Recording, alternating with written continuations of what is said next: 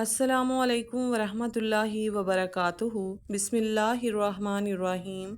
دربار یزید میں حضرت زین العابدین پیش کیے گئے تو یزید نے حضرت زین العابدین سے کہا، اے ابن حسین، تمہیں کوئی حاجت ہو تو طلب کرو۔ حضرت زین العابدین نے فرمایا کہ ایک تو یہ حاجت رکھتا ہوں کہ میرے باپ کے قاتل کو میرے حوالے کرو تاکہ میں اپنے ہاتھ سے اسے قتل کروں۔ یزید نے اس بات سے انکار کیا۔ پھر حضرت زین العابدین نے فرمایا، اچھا تو حضرت حسین کا سر میرے حوالے کرو تاکہ تن اقدس سے ملا کر دفن کر دوں۔ یزید نے کہا، یہ منظور ہے، اور کچھ فرمایا، مجھے اجازت دو کہ میں اہل بیت کو لے کر مدینہ چلا جاؤں۔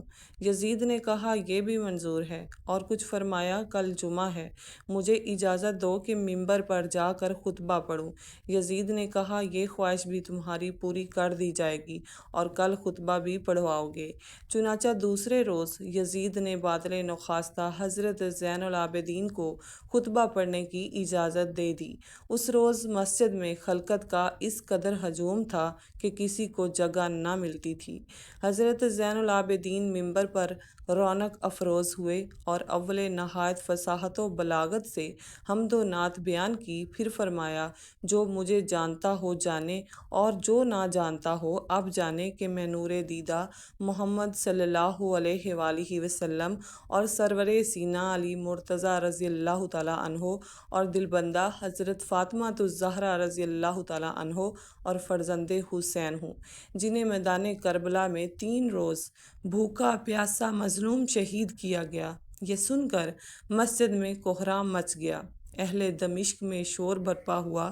یزید ڈرا اور مؤذن کو اقامت کے لیے اشارہ کیا۔ پس مؤذن نے اللہ اکبر کہا۔ حضرت زین العابدین نے نعم لا شیء اکبر منہ فرمایا۔ مؤذن نے اشہد ان لا الہ الا اللہ کہا۔ حضرت زین العابدین نے نعم شہدہ بلحمی و شعری و دمی فرمایا۔ مؤذن نے اشہد ان محمد الرسول اللہ کہا۔ حضرت زین العابدین رضی اللہ تعالیٰ عنہ نے اپنا عمامہ اتار کر مؤذن کی طرف پھینکا اور بالِ سر متحرک کر کے مؤذن سے فرمایا، بحق محمد ذرا ٹھہر جا۔ مؤذن چپ ہو گیا تو حضرت زین العابدین نے فرمایا، اے یزید، یہ محمد صلی اللہ علیہ وآلہ وسلم تیرے نانا ہیں یا میرے؟ اگر تو انہیں اپنا نانا کہے گا تو تمام عالم تجھے جھوٹا کہے گا، اور اگر میرے نانا کہے گا تو میرے باپ کو مظلوم کیوں شہید کیا، مجھے یتیم کیا، اہل بیت کو شہر بشہر پھرایا، قید کروایا، دربار میں بلایا، میرے باپ دادا کے دین میں رخ نہ ڈالا، باوجود یہ کہ ان کا کلمہ پڑھتا ہے پھر بھی شرم نہیں کرتا۔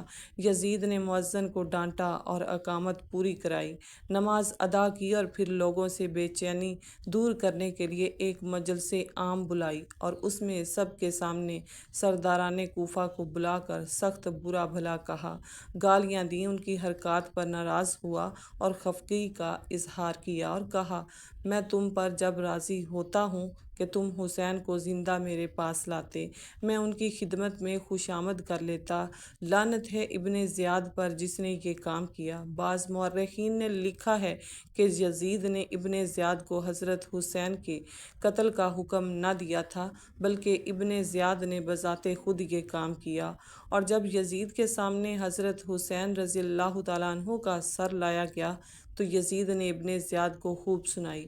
احقر محمد ارسلان مؤلف کے نزدیک یہ بات مورخین نے اپنی طرف سے لکھ دی ہے، یا پھر یزید نے لوگوں کی لعن طعن سے بچنے کے لیے یہ ڈرامہ کیا تھا۔ اگر یزید کو حضرت حسین سے محبت ہوتی تو وہ اس مجلس میں ابن زیاد کو دنیا کی بدترین سزا دیتا اور اپنے ہاتھوں سے اس کی گردن اڑا کر عاشق رسول صلی اللہ علیہ وآلہ وسلم ہونے کا ثبوت دیتا، مگر کسی بھی تاریخ کی کتاب میں یہ نہیں لکھا گیا کہ یزید نے ایسا کیا، بلکہ اس نے چند آنسو بہائے اور لوگوں کو صبر کی تلقین کی۔ اس سے معلوم ہوتا ہے کہ یزید بھی اس جرم میں شریک تھا، اور اگر یزید شریک نہیں بھی تھا تو ابن زیاد کے قتل کا حکم نہ دے کر یزید بھی حضرت حسین کے قتل میں شریک ہو گیا۔ ایک سکہ راوی کہتا ہے کہ میں نے ایک ایسے شخص جو قبیلہ طے سے ہمارے پاس آیا تھا پوچھا کیا تم نے حضرت حسین رضی اللہ تعالیٰ عنہ پر جنوں کو نوحہ کرتے سنا ہے؟ اس نے کہا ہاں، لیکن اس قبیلے کے ہر آدمی سے نہ پوچھتے رہنا، ورنہ ہر آدمی تمہیں اس کی خبر دے گا۔ میں نے کہا میں تو صرف تم سے پوچھنا بہتر سمجھتا ہوں، کیونکہ تم نے بھی تو انہیں ہی سنا ہوگا۔ اس نے کہا میں نے انہیں یہ کہتے ہوئے سنا ہے، رسول اللہ صلی اللہ علیہ وآلہ وسلم نے اس کی پیشانی پر بوسہ دیا جس کے رخسار طیبہ درخشاں ہیں۔ اس کے آباء و اجداد علی و اخیر خاندان سے تعلق رکھتے ہیں۔ جب مدینہ منورہ میں بعض بدبختوں نے خطبہ دیتے ہوئے حضرت حسین رضی اللہ تعالیٰ عنہ کی شہادت پر خوشی کا اظہار کیا تو اس شب مدینہ منورہ میں مندرجہ ذیل اشعار سنائی دیے گئے، لیکن ان کا پڑھنے والا نظر نہیں آتا تھا۔ اے حسین کو جہالت سے قتل کرنے والو، تمہیں سخت رسوا کن عذاب کی خوشخبری ہو۔ آسمان میں جتنی بھی مخلوق ہے، خواہ وہ انبیاء ہوں یا ملائکہ، وہ سب تم پر بد دعا کرتے ہیں۔ تم پر لعنت ہو۔ سر زمین روم کے غازیوں میں سے ایک غازی کا بیان ہے کہ میں نے ایک کنیسہ میں مندرجہ ذیل شعر لکھا ہوا دیکھا، کیا وہ قوم جس نے حضرت حسین رضی اللہ تعالیٰ عنہ کو شہید کیا ہے، اس کے جد امجد سے بروز محشر شفاعت کی امید رکھتی ہے؟ میں نے پوچھا یہ شعر کس نے لکھا؟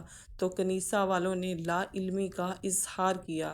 ایک سکہ راوی کا بیان ہے کہ جب عبید اللہ بن زیاد اور اس کے ساتھیوں کے سر کو کوفہ کی مسجد میں لایا گیا تو میں بھی وہاں گیا۔ میں نے لوگوں کی زبان سے آ گیا کے الفاظ سنے۔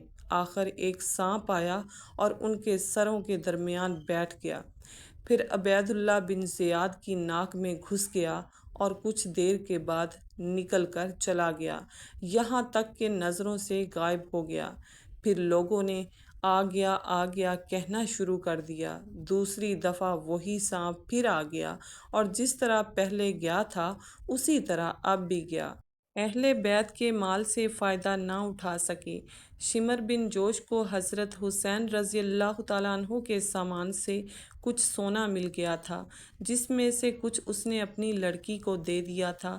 اس کی لڑکی نے وہ سونا ایک زرگر کو دے دیا تاکہ وہ اس کے لیے کوئی زیور بنا دے۔ جب زرگر نے سونے کو آگ میں ڈالا تو وہ اس میں بھسم ہو کر رہ گیا۔ شمر نے سنا کہ زرگر کو بلا کر باقی سونا بھی اسے دے دیا اور کہا کہ میرے سامنے اس کو آگ میں ڈالو۔ جب زرگر نے اسے آگ میں ڈالا تو وہ بھی بھسم ہو گیا۔ اسی طرح روایت ہے کہ حضرت حسین رضی اللہ تعالیٰ عنہ کے چند اونٹ جو بچ گئے تھے، انہیں ظالموں نے ذبح کر دیا اور کباب بنائے۔ ان کا ذائقہ اس قدر تلخ تھا کہ ان کے گوشت میں سے کسی کو کھانے کی ہمت نہ ہوئی۔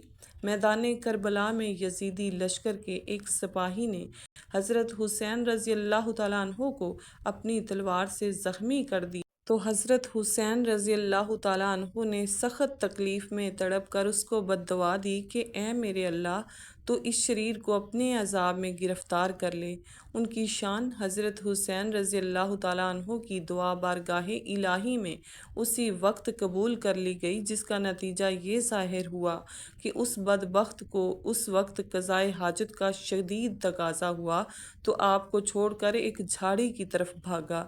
جب وہ برہنہ ہو کر بیٹھا تو اچانک ایک سیاہ بچھو نے اس کو ڈنگ مارا، جس کی وجہ سے وہ اپنی نجاست میں آلودہ ہو کر تڑپ تڑپ کر مر گیا۔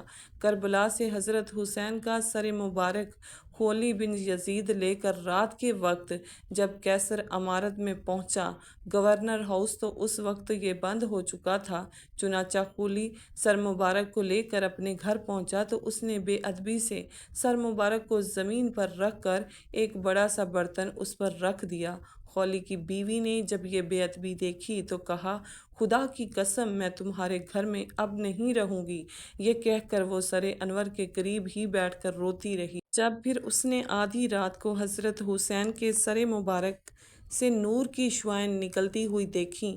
حضرت حسین کی شہادت کے چند سالوں کے بعد مختار ثقفی نامی شخص عراق کا گورنر بنا تو اس نے حکم دیا کہ حضرت حسین کی شہادت میں شریک عمرو بن سعد اور خولی بن یزید کو گرفتار کیا جائے۔ چنانچہ خولی بن یزید کو گرفتار کر کے اس کے دونوں ہاتھوں اور پیروں کو کٹوا کر اسے سولی پر چڑھا کر آگ میں ڈلوایا گیا۔ اسی طرح حضرت حسین اور 16 اہل بیت کو شہید کرنے والے لشکر کے لوگوں کو بھی چن چن کر ہلاک کر دیا گیا۔ امام جلال الدین سیوطی لکھتے ہیں کہ منہال بن عمرو کہتے ہیں کہ جب دمشق کے بازار سے حضرت حسین کا سر مبارک یزیدی سپاہی نیزے پر رکھ کر گھما رہے تھے تو اس وقت سر مبارک کے سامنے سے ایک آدمی سورہ کہف پڑھ رہا تھا۔